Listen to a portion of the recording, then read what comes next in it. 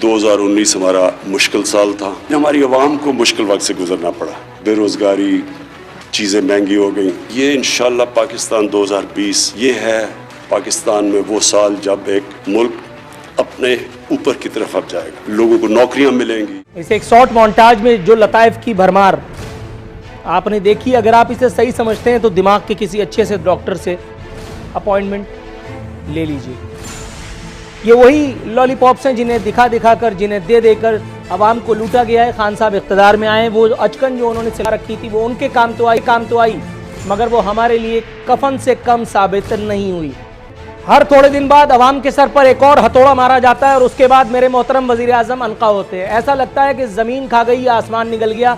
पाकिस्तान में तो मेरे मोहतरम वजीर आजम की कोई खैर खबर नहीं आती, इल्ला के उनका कोई ट्वीट दिल जलाने के काम आए। 1.5 साल गुजर गया यही सुनते सुनते कि अब होगा, अब होगा, अब होगा, कब होगा।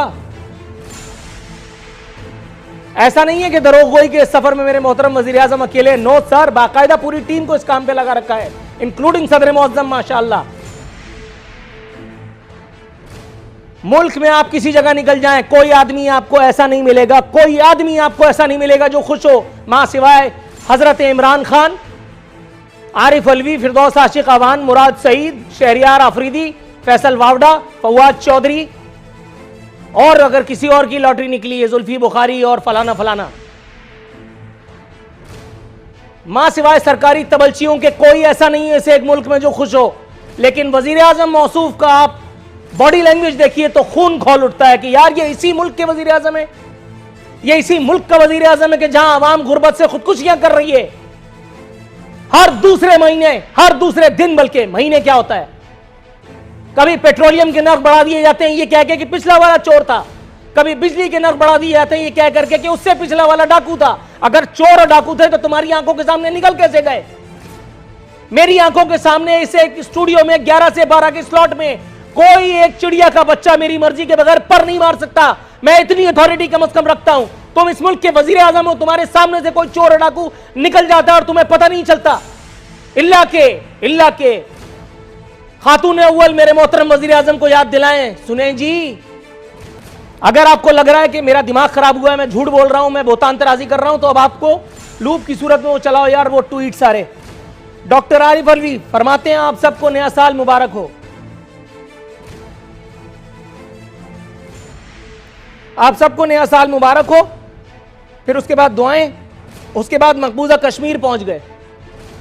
भारत के मुसलमानों समेत जहां पूरी दुनिया में लोग बर्बरियत का सामना कर रहे हैं, हुजूर आपके उसी शहर में जहां से आप हमें बेवकूफ बना करके एक नाकाम एमएनए होने के बावजूद आप सदर मुअज्जम का टाइटल पाने में कामयाब हुए, उस शहर का रुख किया है कभी? हर हफ्ते करते होंगे, आंखें तो खोलें। वो चश्मा कहां से बनवाते हैं आप जो यहां आपको कुछ नजर नहीं आता, और मकबूजा कश्मीर में आपको लोगों की चीखें सुनाई दे रही हैं। इस वक्त कराची का एक आम आदमी आपको, फैसल वावडा को, अली जैदी को ढूंढ रहा है कहां आप? मकबूजा कश्मीर के लिए टिस्वे बहा रहे हैं। आज ये बात कहते हुए मुझे जरा बराबर भी झिझक नहीं है कि मदीना मदीना करके तब्दीली सरकार ने इसे एक मुल्क को, जिस वक्त मैं आपसे मुखातिब हूं, इस मुल्क को कूफे में बदल दिया है। नए साल के आगाज में एक मरतबा फिर अवाम को पेट्रोलियम मसनूआत की कीमतों में नाकाबिल बर्दाश्त हद तक इजाफे का तोहफा देकर के यह बता दिया गया है कि जब तक आखिरी आदमी का दम न निकल जाए तब्दीली सरकार घबराना नहीं का लतीफा सुनाती रहेगी। आपने घबराना नहीं है, आपने घबराना नहीं है, आपने घबराना नहीं है। यहां तक कि हम में से आखिरी आदमी भी चल बसे और खान साहब उसे देखकर कहें टाटा। पेट्रोल 2 रुपए 61 पैसे, डीजल 2 रुपए 25 पैसे महंगा, आटा 80 रुपए के इजाफे के साथ 10 किलो की बोरी 600 रुपए में फरोख्त की जाने लगी। लेकिन मेरे मोहतरम वजीर आजम कहते हैं कि घबराना नहीं है, 600 ही तो है, 1600 थोड़ी है, खाओ मरो। आपने घबराना नहीं है, आपने घबराना नहीं है, आपने घबराना नहीं है। पीटीआई हुकूमत की कराची दुश्मनी, कराची का बेटा होने के हवाले से खुल करके कह रहा हूं, पीटीआई हुकूमत की कराची दुश्मनी एक मरतबा फिर खुल करके सामने आ गई। अपनी मंजूर नजर कंपनी जिससे कराची की हर, पाकिस्तान की हर सियासी जमात ने जी भर के इस्तेफादा लिया, जी भर के इस्तेफादा लिया। किस सूरत में आप जानते हैं कि इलेक्ट्रिक के इलेक्ट्रिक को कराची वालों पर बिजली गिराने की इजाजत दे दी गई। पी यूनिट 4 रुपए 88 पैसे का झटका, लेकिन घबराना नहीं। आपने घबराना नहीं है, आपने घबराना नहीं है, आपने घबराना नहीं है। मैं बनी गाला की चोटियों पर महफूज हूं, तुम लोग भाड़ में जाओ। उस पर मेरे मोहतरम वजीर आजम कहते हैं कि 2020 में आप खुशखबरियां सुनेंगे। 2020 ये है पाकिस्तान में वो साल जब एक मुल्क अपने ऊपर की तरफ अब जाएगा। ये जो 2020 है, ये इंशाल्लाह हमारा वो साल है ग्रोथ का। हमारा जो 2020 है वो इंशाल्लाह हमने वो साल रखा है जब पाकिस्तान अपनी ग्रोथ रेट बढ़ाता है, नौकरियां पैदा करता है, इंशाल्लाह खुशहाली की तरफ जाता है। ये सब खुशखबरियां ही तो हैं जो आप सुना रहे हैं। फर्क सिर्फ इतना है कि आपकी जबान कांप नहीं रही। एहसास तफाखुर जरा मेरे मोहतरम वजीर आजम को मुलाजा कीजिए। कहते हैं माशी बेहतरी का एतराफ वर्ल्ड बैंक ने भी किया, उनका बंदा किराए पे मैंने लिया है, आप ही तो लाए। 2-3 चुनिंदा लोगों को बाहर से अच्छी अच्छी पोजीशंस पर, माकूल मुशायरे पर कौन लेकर के आया है? नवाज शरीफ। होगा चोर, टांग दो। नहीं कर सके। मैं शुरू दिन से कहता आ रहा था नवाज शरीफ और जरदारी की मूंछ का बाल नहीं तोड़ सकते। खुदा की कसम वक्त ने साबित किया गया, सही हुआ। किधर गए, किधर गई हेकड़ी? कद से ऊंची छलांग लगाने वालों के साथ अक्सर ऐसा होता है। बिल्कुल नहीं सुनूंगा नवाज शरीफ चोर था, जरदारी चोर था, बिल्कुल नहीं सुनूंगा। स्ट्रेट बताइए, आखिरी मंजिल क्या है? आखिरी पाकिस्तानी का कत्ल कर करके और उसके बाद ब्रिटिश एयरवेज की परवाज में जाकर के बरतानिया सेट हो जाना, क्योंकि जाहिर है यहां तो कोई है ही नहीं, बाकी सब तो इधर उधर ही है। नवाज शरीफ के ऊपर तोहमत लगाते थे कि वो वहां लंदन के फ्लैट में रह रहे, खुद के क्या वो डेरा गाजी खान में पल रहे हैं। हुजूर बहुत गुस्से में हूं, लेकिन गुस्सा ला इलाहा इल्लल्लाह मोहम्मद रसूलुल्लाह, मैं अपनी हैसियत में बहुत खुश हूं। मुझे 18-20 करोड़ ये जिंदा लाश जो इस वक्त बैठ करके प्रोग्राम देख करके और लिहाज के फिर मर जाएंगे सुबह तक, मैं इनकी वजह से भौंक रहा हूं। मुझे अपना कोई गम नहीं है।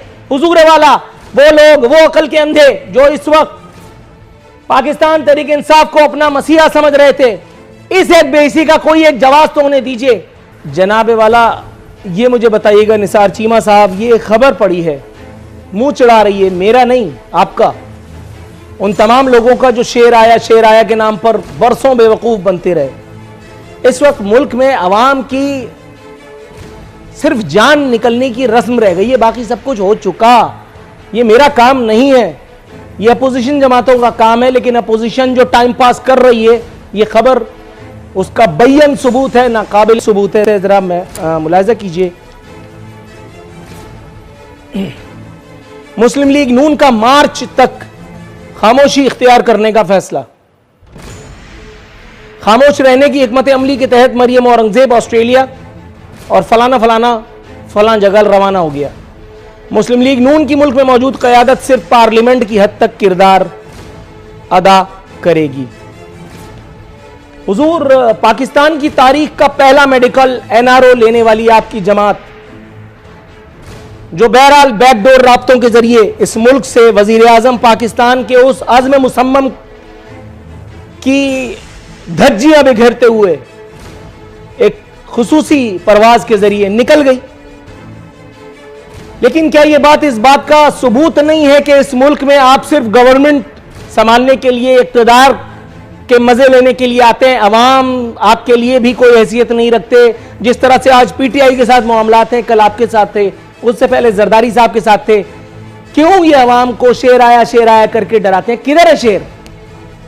कौन से चिड़ियाघर में उस शेर का इलाज हो रहा है? कौन सा डॉक्टर उसको देख रहा है? क्या मतलब बेवकूफ बनने के लिए हम ही लोग रह गए? प्लीज माफ फरमाइएगा, इतना स्ट्रेट बात कर रहा हूं मैं।